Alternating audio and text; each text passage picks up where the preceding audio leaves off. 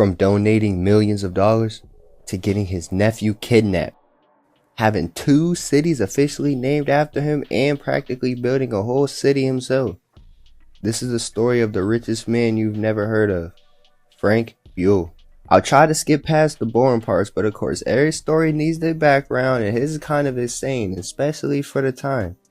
Now, Frank Henry Buhl was born on August 3rd, 1848 in Detroit, Michigan, into a high-class family. His father, Christian Buhl, had been a businessman and major political figure in Detroit, even serving as the mayor from 1860 to 61. And he later started a hospital, and he owned the Sharon Iron Works. All that just sound like a whole bunch of word soup and don't mean shit, but just wait, bro.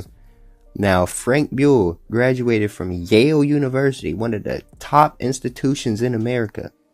And then in 1867, he moved into the steel and iron business just like his father. He worked his way up from office clerk to the plant manager, then to superintendent, and eventually forming or leading major steel operations in the area and buying a portion of the company. In 1896, Buhl's Steel Company was organized in Sharon, and of course he was elected the first company president. Who else would it be, bro? The Sharon Steel Castings Company formed in 1887. This was the first steel manufacturing facility in Mercer County. It still operates today as Sharon Coating LLC, also known as NLMK. He and Dan Egan were considered the first to manufacture steel castings, innovating the game forever. That's when you melt the steel and pour it into something and it hardens into that shape. Basically, what you think of when you think of making shit out of steel, bro, they invented that. In March 1898, it was bought and absorbed into the National Steel Corporation, which later became a part of Carnegie Steel Company, deepening his pockets even further.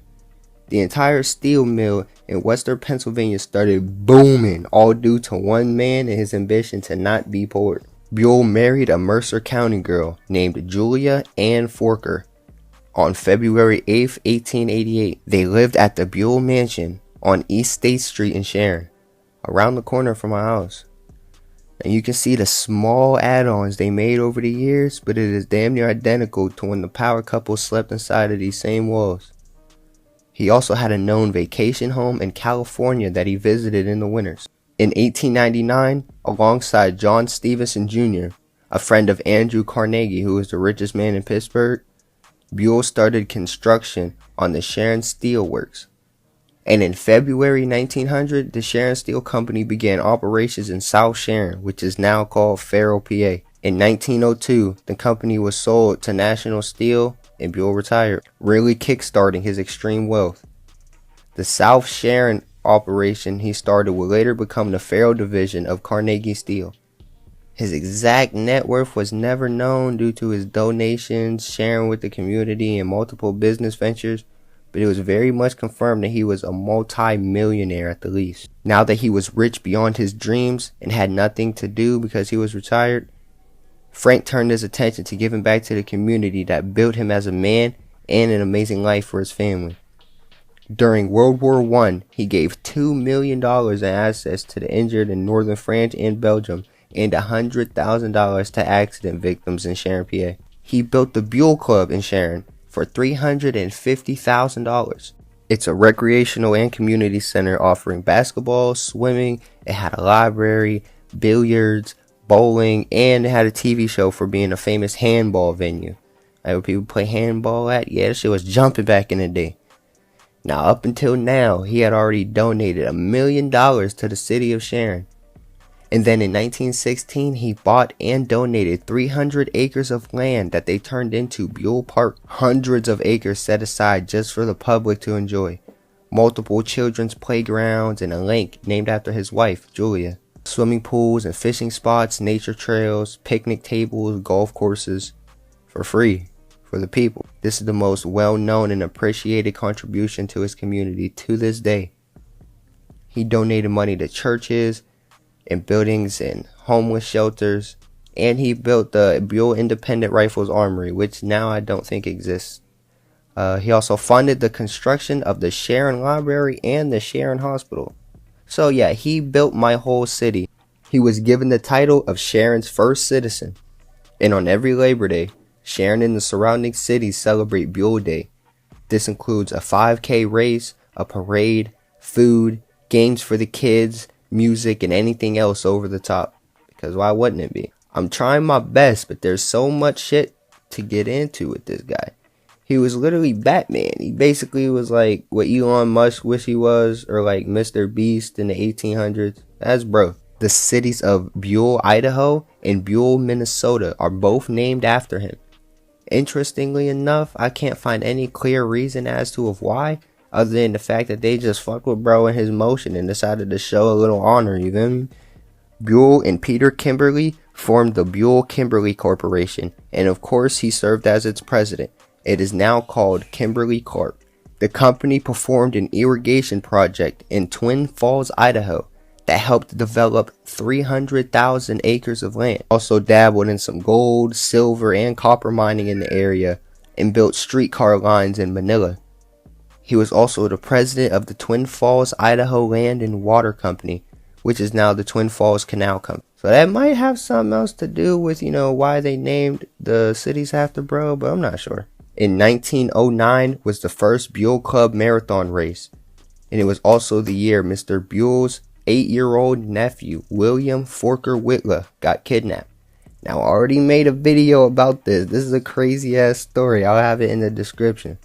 On December 28th, a man rode up to the East Ward Elementary School on horse and buggy and took his nephew Billy away.